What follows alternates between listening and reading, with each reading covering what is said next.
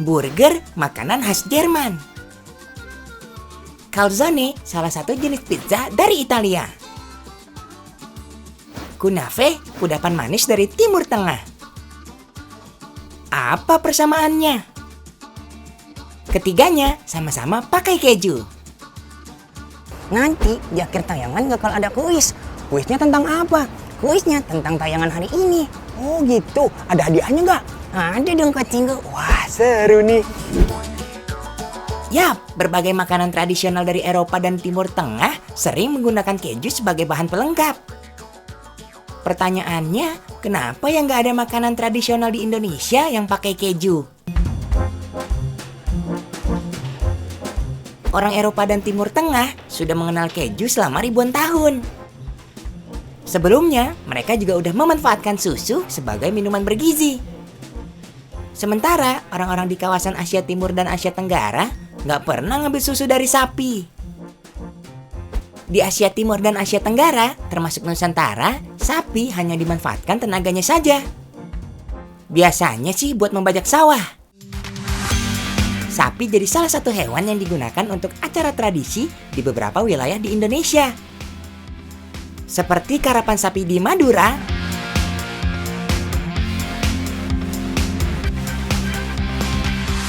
dan pacu Jawi di Sumatera Barat.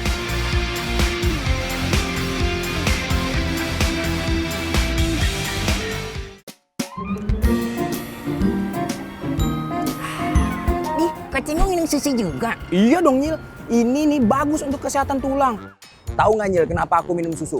Biar kuat kayak mas kameramen. Iya ya Kak Cinggu ya. Nih kita tanya sama mas kameramennya nih. Mas kameramen juga minum susu kan? Iya dong, tiap hari biar kuat megang kameranya. Orang zaman Belanda pada jijik sama minum susu. Hah?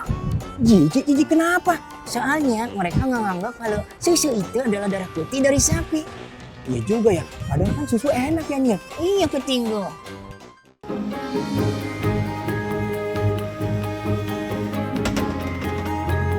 Sampai sekarang, keju masih jadi produk andalan negara-negara di Eropa, Amerika, dan Australia.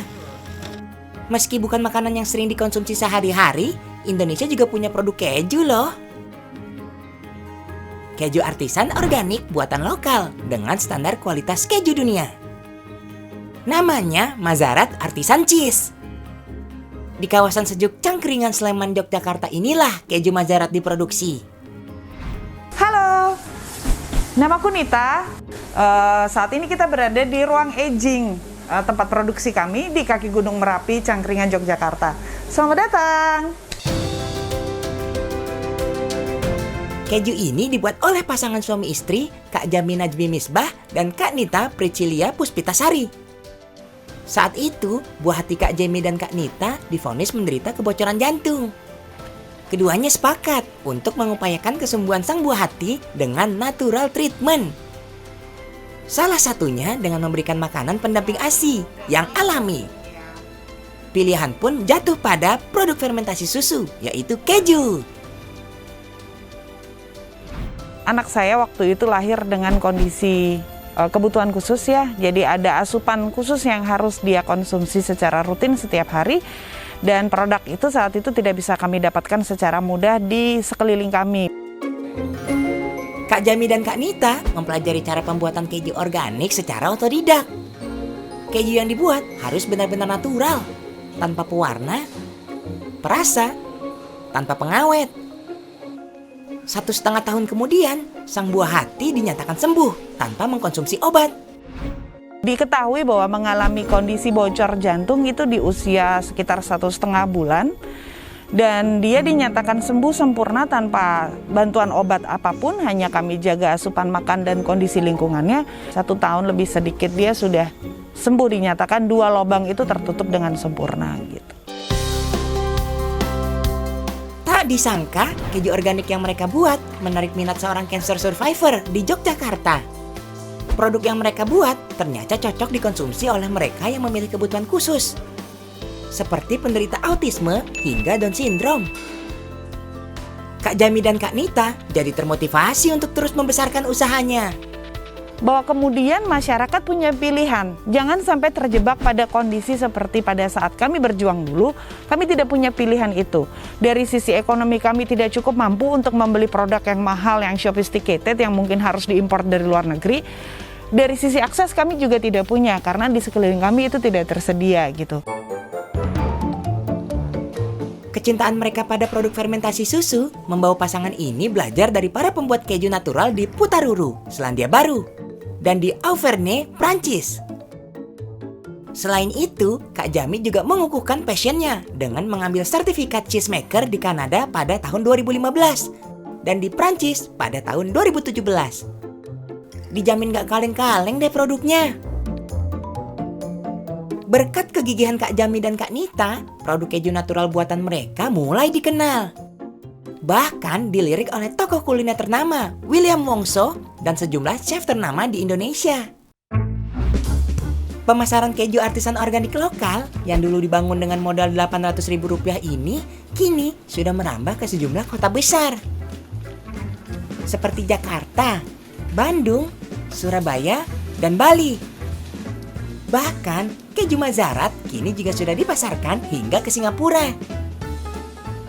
Sebagian besar produknya didistribusikan ke supermarket hingga hotel-hotel bintang 5. Wow, keren ya! Halo, Chef. Wah, ini dia, Kak Cinggo. Ini banyak banget kejunya. Tahu nggak, Kak Cinggo? Ini keju kesukaanku loh, Kak Cinggo. Oh, masa, Nyil? Tapi kejunya banyak banget. Gimana kalau kita tanya sama chefnya? Ayo. Chef, ini kejunya apa aja sih, Chef? Ada keju krim, keju tabur, keju yang biasa kita produk, sama keju paling lembut. Tapi chef, ini kalau keju ini cocoknya diolah jadi apa aja nih, chef? Kalau ini biasanya untuk dijadikan produk kue, lebih ke produk kue, pizza. Kalau yang parmesan? Parmesan biasanya buat taburan untuk pizza, terus untuk Kentang gitu ya? kentang, iya benar kentang. Kalau yang ini untuk Yang cheddar? cheddar buat makan roti, buat breakfast biasanya pisang goreng. Kalau yang mozzarella dia lebih lembut, biasanya buat topping pizza, apapun topping yang bisa buat meleleh. Cuuu. Gimana, Kak Cinggo? Udah mulai lapar? Waduh, Nyil. Mau pilih cheese-nya nggak? Oh iya, ya udah chef, yang mana aja chef? Kita mix aja ya. Ah, boleh mix aja tuh. Biar seru. Wah. Mazarat berasal dari bahasa Arab, mazroh yang artinya peternakan. Produksi keju Mazarat hanya menggunakan susu dari sapi dan kambing pemakan rumput. Rumputnya juga nggak sembarangan, harus bebas pestisida dan pupuk kimiawi. Sapi dan kambing juga harus bebas suntikan hormon dan antibiotik. Pindah dari kota ke desa adalah selain mendekati peternak, kami juga supaya lebih bisa intens kepada mereka, melihat kondisi sapi, berkunjung ke mereka, memastikan bahwa apa yang sudah kami sepakati pada saat di awal kerja sama kami, yaitu tidak melibatkan antibiotik, tidak melibatkan suntikan hormonal, dan memberikan hanya greenery kepada sapi, itu harus terus terjaga. Setiap hari, mereka bisa mengolah sekitar 1.000 liter susu dari peternakan sapi pilihan. Susu segar dimasukkan ke dalam panci pengolahan dan ditambahkan starter culture, disesuaikan temperaturnya. Lalu, susu didiamkan selama 1 jam. Selanjutnya, masukkan rennet untuk mengentalkan susu. Susu yang sudah berubah menjadi dadih, lalu dipotong-potong, diaduk, lalu ditiriskan. Untuk membuat keju Tomme de Merapi, dadih dicetak dan dipres selama 4 hingga 6 jam. Oh iya, alat-alat pembuatan keju di Mazarat semuanya made in Jogja loh. Nah, keju yang sudah dicetak selanjutnya masuk ke tahap pemeraman selama 2 bulan. Saat ini sudah ada 23 varian fermentasi susu organik dibuat dengan standar internasional. Selain keju, Mazarat juga memproduksi aneka produk creamery seperti butter dan cream fries. Produk keju organik dijual mulai dari Rp230 hingga Rp500.000 per kilogram. Usaha keju organik terus berkembang. bukan berarti Kak Jami dan Kak Nita jadi pelit ilmu nih. Kalau mau belajar bikin keju dari mereka, boleh kok. Supaya tradisi para pembuat keju natural semakin berkembang. Saat ini keju belum menjadi native kita gitu ya, belum menjadi produk utama pangan kita. Tapi Indonesia ini begitu luas, source-nya juga ada. Kalau kita memang pengen menaikkan itu kualitas pangan kita melalui susu, Indonesia itu sangat bisa.